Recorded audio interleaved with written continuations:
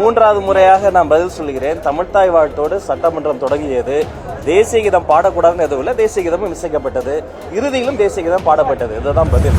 இந்த இணைய நாளில் மாண்புமிகு முதல்வர் அவர்களுக்கு, இதில் பங்கெடுத்த மாண்புமிகு ஆளுநர் அவர்களுக்கு, மாண்புமிகு பேரவைத் தலைவர் அவர்களுக்கு எங்களுடைய வாழ்த்துக்களை நாங்கள் தெரிவித்துக் கொள்கிறோம். ஏதாவது கேள்வி இருந்தால்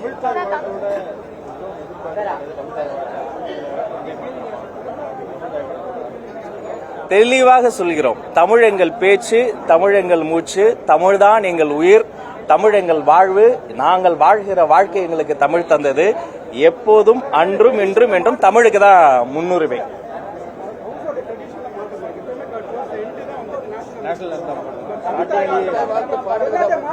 ஒன்றிய அரசு கொடுத்திருக்கக்கூடிய சுற்றறிக்கையை பொறுத்த வரைக்கும் ஒவ்வொரு அரசாங்க நிகழ்வு நடக்கிற இடத்துலயுமே எடுத்த உடனே நேஷனல் சாங் வந்தே மாதரம் பாட வேண்டும் என்று இருந்தது. ஆனா தமிழ்நாடு அரசை பொறுத்த வரைக்கும் தமிழ்த்தாய் வாழ்த்து முதன்மையாக இருக்க வேண்டும் என்பதுதான் நம்முடைய இடம். மற்றபடி தேசிய கீதம் பாடுவதில் முரண் இல்லை. வேற அதுக்கு தான் பதில் சொல்றேன். நேஷனல் சாங் வந்தே மாதரம் பாடணும்னு ஒன்றிய அரசு சுற்றறிக்கையே இருக்கு. அதை நம்ம ஃபாலோ பண்ணல. தமிழுக்கு தான் முதலிடம், தமிழ்த்தாய்க்கு தான் முதலிடம், தமிழ்த்தாய் வாழ்த்து தான் முதலில் பாடப்பட்டது.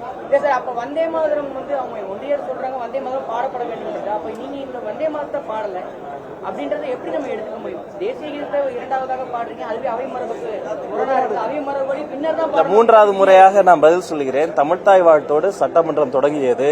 தேசிய கீதம் பாடக்கூடாதுன்னு எதுவும் இல்லை, தேசிய கீதமும் இசைக்கப்பட்டது. இறுதியிலும் தேசிய கீதம் பாடப்பட்டது. இதுதான் பதில்.